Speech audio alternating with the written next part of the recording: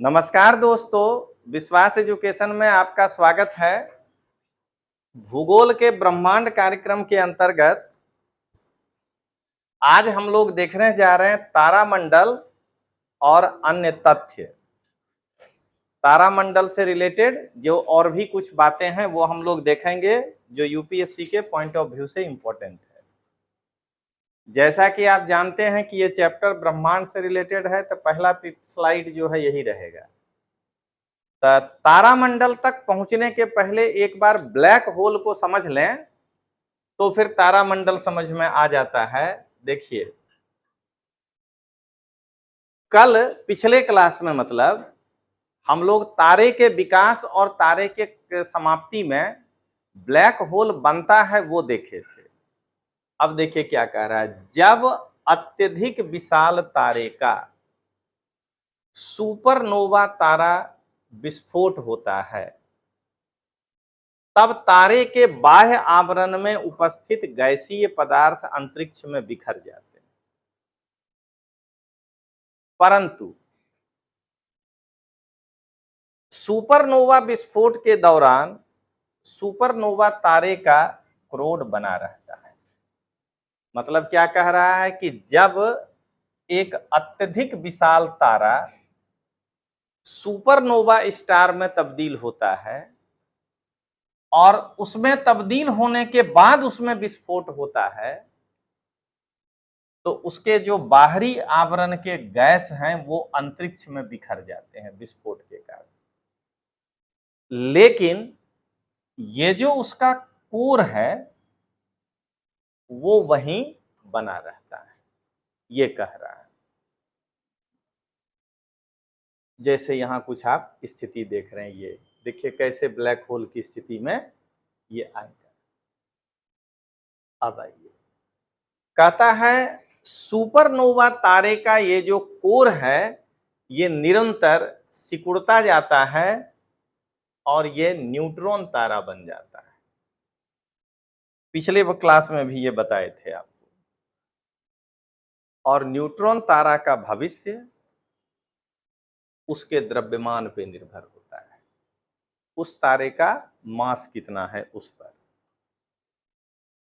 यदि न्यूट्रॉन तारा अत्यधिक भारी होता है तो विशाल गुरुत्वाकर्षण के कारण इसका सिकुड़ना अनिश्चित काल तक के लिए जारी रहता है और न्यूट्रॉन तारों में उपस्थित पदार्थ की मात्रा अंत में एक बिंदु समान पिंड में बंध जाता है, ये देखिए। और यही पिंड जो है कहलाता है ब्लैक होल। तो देख लीजिए, अगर आपको यहीं पर एक प्रश्न दे दे, देखिए इसको कैसे, तारों के विनाश के प्रक्रम में निम्न में से सही क्रम कौन सा है। देखिए, आपको जो पढ़ाए हैं उसको पहले यहां से लीजिए, यहां से, ये सुपरनोवा वाला से। तो देखिए, पहले हम सही वाला बना देते हैं क्वेश्चन और उसके बाद हम आपको ब्लैक होल के बारे में लिखेंगे। देखिए, अब कहेगा ए बी सी, अभिनव तारा, न्यूट्रॉन तारा, ब्लैक होल। ये हो गया पहला। दूसरा कहेगा न्यूट्रॉन तारा, अभिनव तारा, ब्लैक होल। देखिए, जो कंफ्यूज करेगा तारों के विनाश के प्रक्रम में सही क्रम। लेकिन जो कंफ्यूज करना है उसको क्या करिए, सबसे पहले कर दीजिए ब्लैक होल उल्टा, न्यूट्रॉन तारा एवं अभिनव तारा। तो विनाश का प्रक्रम का क्रम तो यही होगा। आप यहां ये क्लेम नहीं कर पाएंगे कि ई वाला भी सही है, ये थोड़े कहें कि विनाश के उल्टे क्रम को बताइए। आज जो खाली परीक्षा देने गया है वो भी विद्यार्थी चाहिए ना, उसको कहीं टिक मारना है ABCD में। तो अब तो उसको कुछो दे दीजिए, ब्लैक होल, अभिनव तारा, न्यूट्रॉन तारा, वो टिक मार देगा। तो क्या देखे कि आप पढ़ रहे थे परिभाषा, और परिभाषा में यहां पर आपको क्या कहेगा, सीक्वेंस पूछ लेगा। ठीक है, अब आइए क्या कहता है, आगे देखें। अब कहता है कि ब्लैक होल का निर्माण कैसे हुआ, तो न्यूट्रॉन तारों के निजी गुरुत्व प्रभाव के अधीन, शब्द पकड़िएगा यही दे देगा, अनिश्चित संकुचन के द्वारा ब्लैक होल का निर्माण होता है। अब आइए, कहता है ब्लैक होल में आकर्षण बल इतना अधिक होता है, ग्रेविटेशनल फोर्स, कि उससे कोई भी चीज स्केप नहीं कर सकता है, पलायन जो है वो नहीं कर सकता है। अब आइए, यहां तक जो पढ़े देखिए आपको कितना बढ़िया क्वेश्चन देगा। देखिए ये वाला इसलिए बता रहे हैं क्वेश्चन वाला पार्ट कि ब्रह्मांड सविंदर सिंह में नहीं है, हम अपने से PPT बना के पढ़ा रहे हैं, तो आप क्योंकि ये सब नहीं होता है इसमें, इसीलिए देखिए कहेगा ब्लैक होल का निर्माण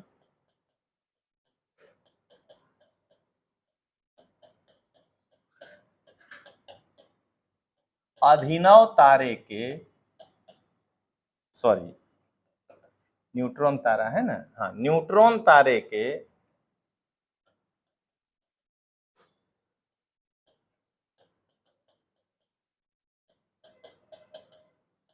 निम्न में से किस प्रक्रम के द्वारा होता है। देखिए, ए अनिश्चित संकुचन,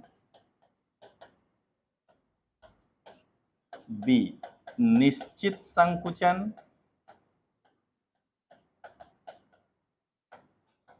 सी अनिश्चित प्रसरण, अगर कॉन्ट्रैक्शन है तो फिर खिंचाव भी कह दें, डी निश्चित प्रसरण। ये जो चार है ABCD है, लेकिन जो आप पढ़े उसी प्रॉपर्टी पर आपको यहां पर सवाल आया।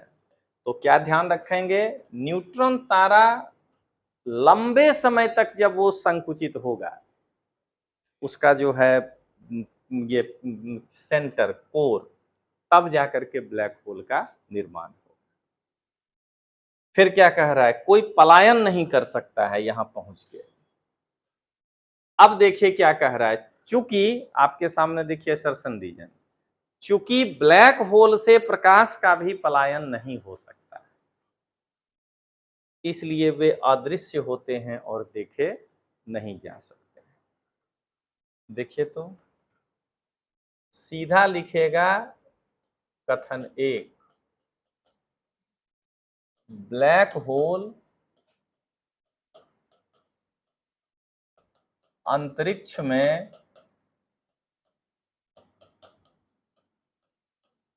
अदृश्य होते हैं।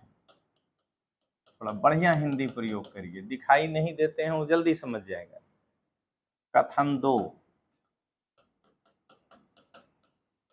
ब्लैक होल से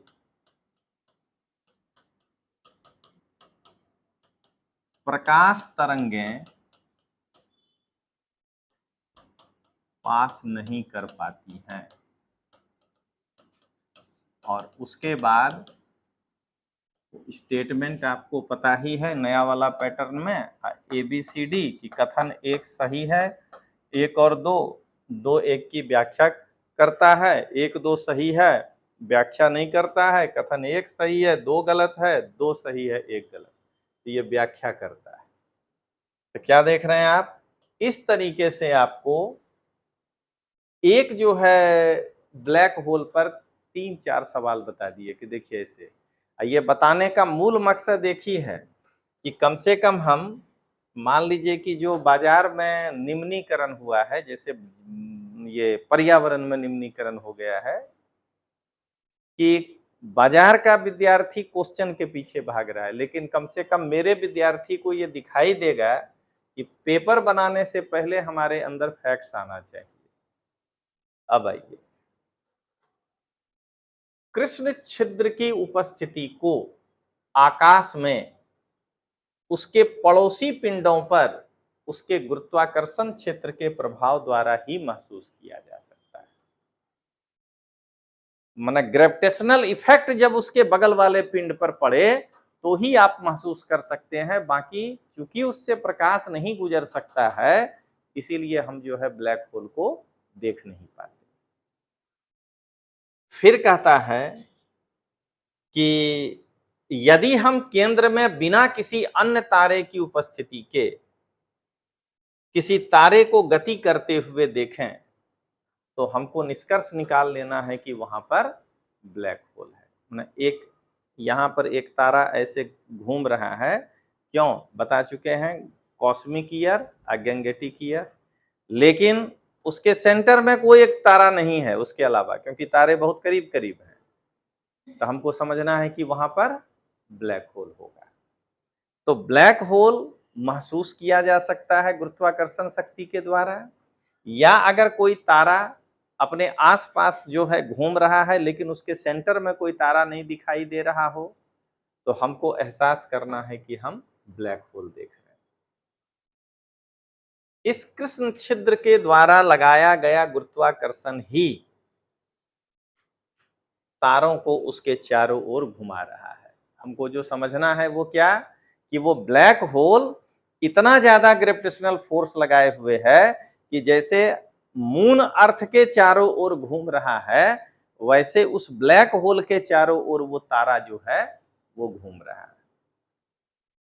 और कृष्ण छिद्र की एक संभव स्थिति सिग्नस कॉन्स्टिलेशन में है, मतलब जो सिग्नस तारामंडल है अभी हम लोग पढ़ेंगे, वहां वैज्ञानिक पता किया है कि ब्लैक होल है वहां पर। ये था आपका ब्लैक होल से रिलेटेड चीज। अब तारामंडल कॉन्स्टिलेशंस किसको कहते हैं ये देखें। आपको एनसीईआरटी में भी यही परिभाषा लिखा था जो पढ़ाए थे, विज्ञान वाला जो आप पढ़े थे एनसीईआरटी उसमें भी यही परिभाषा लिखा था। तो देखिए क्या लिखा है, तारे जो पूर्ण समूहों के रूप में दिखाई देते हैं, ये देखिए ये ग्रुप में है, और पहचानने योग्य आकृति और प्रतिरूप का निर्माण करते हैं। ये देखिए कोई न कोई आकृति बना रहा है, बल्कि एनसीईआरटी में तो दिखाया था शिकारी जैसा भी लगता था। तारामंडल कहलाते हैं। तो सबसे पहले तारामंडल तारों का एक समूह है और वो कोई न कोई पहचानने योग्य आकृति का निर्माण करता है या कोई पैटर्न बनाता है। ये देखिए इसको हम लोग कहते हैं तारामंडल। और हम लोग जो भारतीय परंपरा में ग्रह नक्षत्र शब्द बोला करते थे, तो ग्रह तो समझ गए, तारामंडल को ही हम लोग भारत में नक्षत्र कहते हैं। अब आइए, अभी तक 89 तारामंडल ज्ञात हैं। हम लोग 89 तारामंडल खोजे हैं, और जो या तो कोई पशु के आकृति का है, या तो कोई मानव के आकृति का है, या कोई अन्य आकृति का है। तो ध्यान रखना है, उसके नाम पर रखे हैं। तो 89 कॉन्स्टेलेशंस अपने अभी तक में देखे हैं। तो जरा देखें कुछ तारामंडल जिसका कि ग्रीक नेम क्या है और हम लोग भारत में किस नाम से बुलाते हैं। तो एक तारामंडल है अर्सा मेजर, हम लोग यहां उनको सप्तऋषि के नाम से बुलाते हैं। ठीक है। एक तारामंडल है ओरायन, जिसको हम लोग मृग के नाम से बुलाते हैं। सब राशि शुरू हो गया। एरीज द मेष, और उसी पर हम लोग यहां तय करते हैं किसका जन्म ई वाला नक्षत्र में हुआ है। टॉरस वृषभ, ये देखिए ये है अर्सा मेजर सप्तऋषि 7 तारा, ये है ओरियन, ये देखिए एरीज, ये है टॉरस। तो ये आपने 4 देखा। फिर जेमिनी, जिसको हम लोग मिथुन कहते हैं, ये भी नक्षत्र में आता है। कैंसर, जिसको हम लोग कर्क कहते हैं। ऐसा अनुवाद जब आप कर देंगे तो लोग जो है गड़बड़ समझने लगेगा। प्रचार करने में लिखिए कि धूम्रपान से कर्क रोग होता है, यही लिखता है टीवी में, ठीक है ना। अरे धूम्रपान से कैंसरे होता है, कर्क रोग नहीं समझेगा आदमी।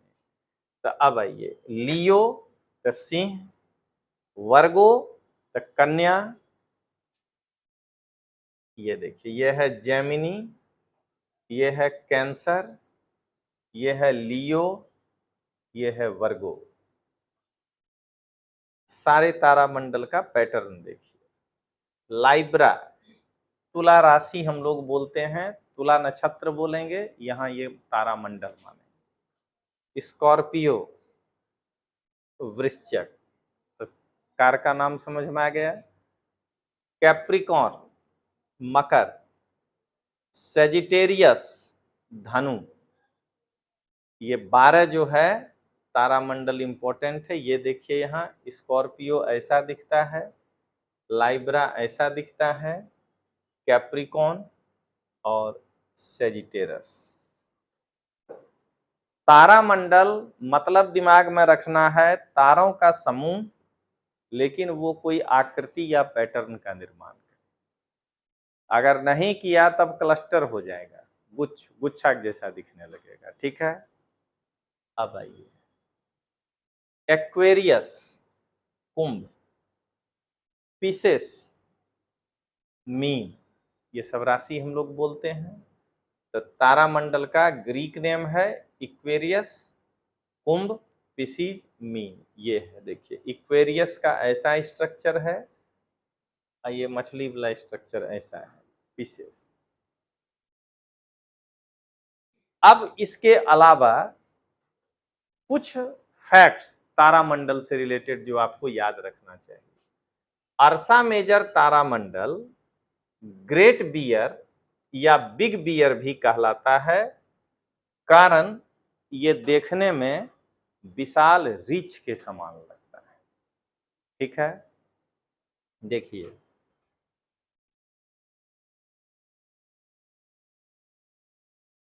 कथन 1, अर्सा मेजर एक तारामंडल है।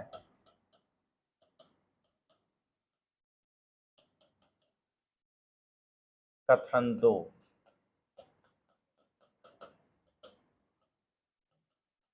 अर्सा मेजर बिग बियर कहलाता है।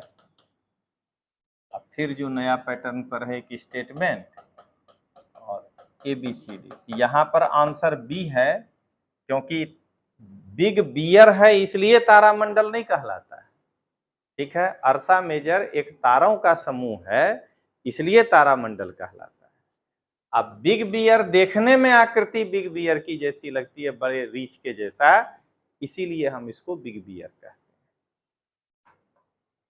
चलिए अब आगे देखें। अब कहता है पोल स्टार की स्थिति की जानकारी हमको सप्तऋषि तारे मंडल से होता है। सप्तऋषि में हम लोग मतलब बिहार में गांव में कहते थे, देखिए 1 2 3 4 5 6 7, इसको लंगड़ा तारा। हम लोग एक कहानी बताते थे हमारी दादी कि ये जो है आकाश में दुखी है, तो भगवान को बोला कि हमको इस पृथ्वी पर मानव के रूप में जन्म दे दीजिए।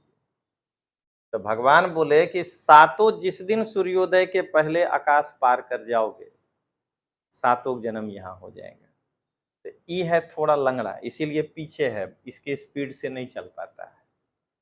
तो रोज क्या होता है कि इसका आकाश के सीमा तक पहुंचते पहुंचते सुबह हो जाता है। भगवान कहते हैं फिर अब अगला दिन वहीं रहो। तो जिस दिन ये सीधा पहुंच गया स्पीड से, उस दिन इनका जन्म यहाँ हो जाएगा। ये जो 2 तारा दिखे लास्ट में, ठीक उसके ऊपर स्ट्रेट लाइन खींच करके आप पता लगा सकते हैं कि यही ध्रुव तारा है। अब आइए, ये जो ओरियन तारा मंडल है, इसमें टोटल 7 तारे। अरे सप्तऋषि है और क्या।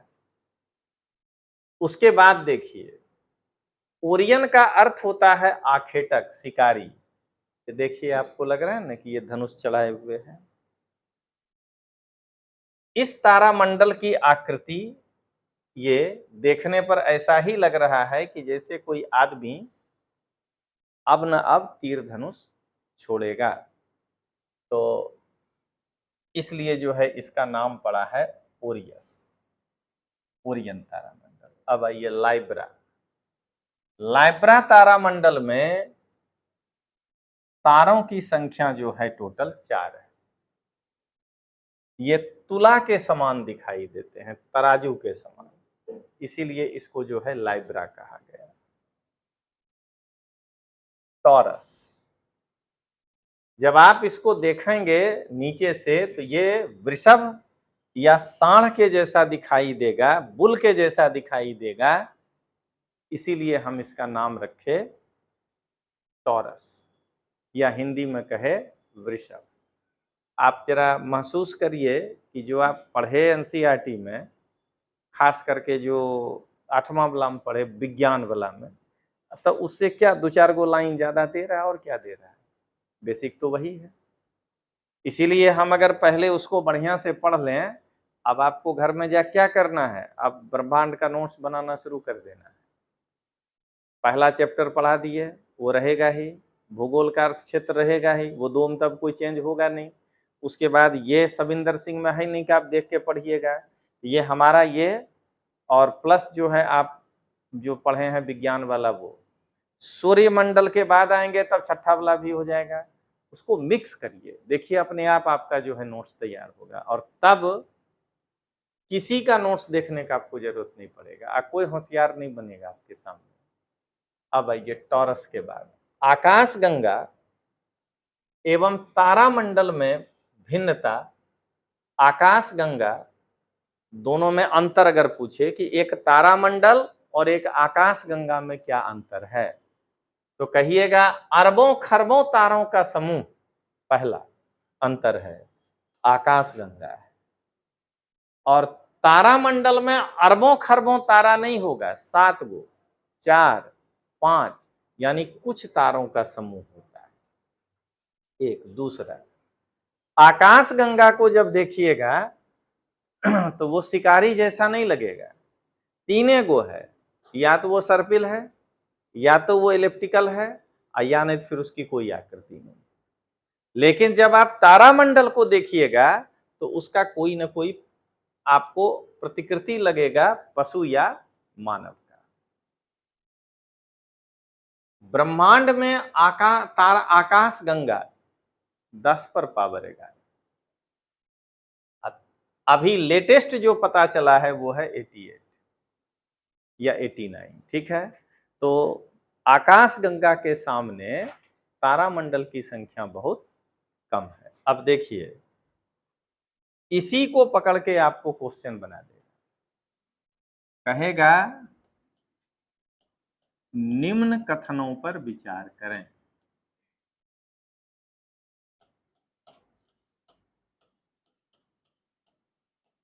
विचार करें। देखिए पहला,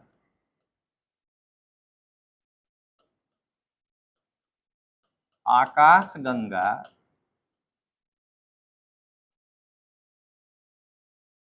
कुछ तारों का समूह है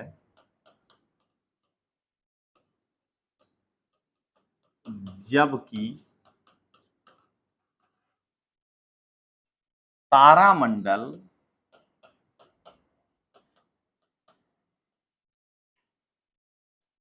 10⁻11 तारों का समूह। अभी तय नहीं करना है कि स्टेटमेंट गलत है कि सही है, यहाँ क्या लिखेंगे वो तय होगा, ठीक है ना। अगर हम ये पूछें कि असत्य खोजिए तब तो फिर ये सही है ना, हो गया। स्टेटमेंट गलत हो सकता है लेकिन ये जो लिखे हैं ये सत्य है कि असत्य, वो तो हम क्या पूछना चाह रहे हैं तब ना आप तय करिएगा। दूसरा, आकाश गंगा की मानव या पशु के रूप में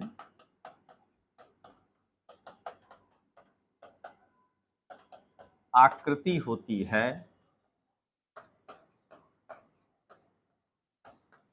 जबकि तारामंडल सर्पिलाकार होता है।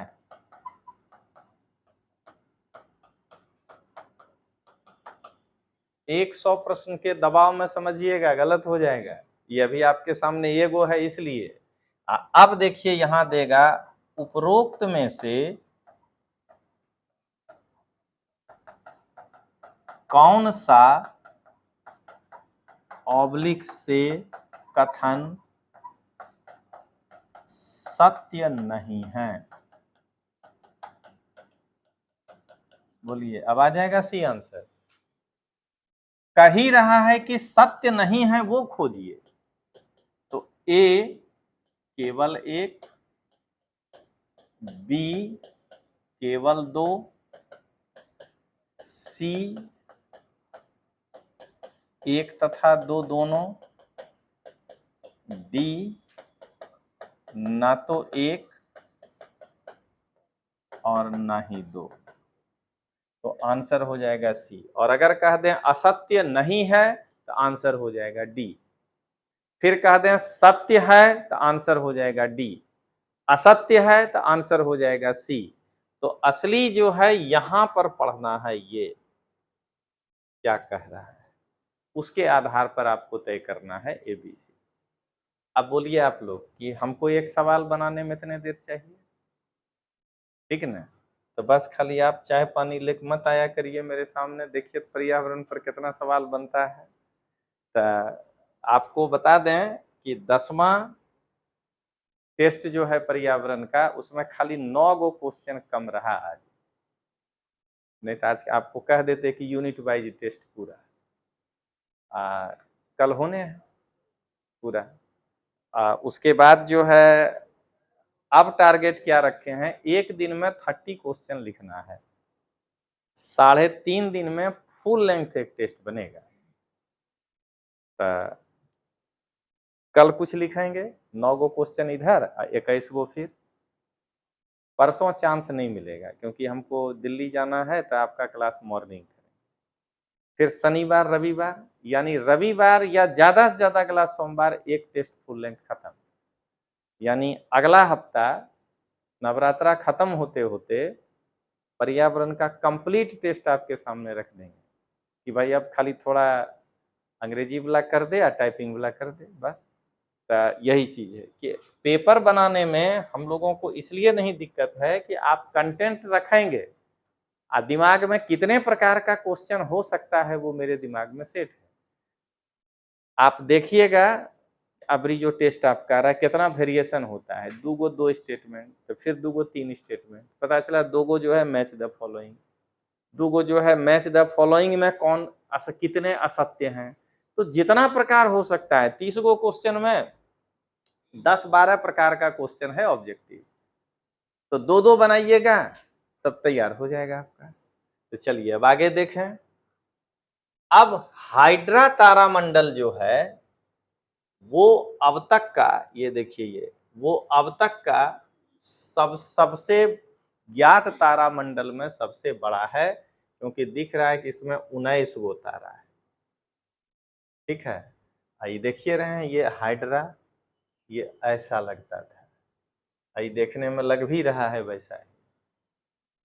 तो अब तक ज्ञात तारामंडल में अगर सबसे बड़ा कोई है तो वो है हाइड्रा। अब आइए सिग्नस स्वान, यहां समझिएगा, सॉरी, ये बड़ा जो है ये तारामंडल के संख्या में नहीं है, ये लेंथ। अब कहता है सिग्नस स्वान, हरकुलिस, सेंटोरस, ये सब कुछ प्रमुख तारे हैं। देख लीजिए, ये वाला में 22 गो है, यहाँ 23वां नंबर।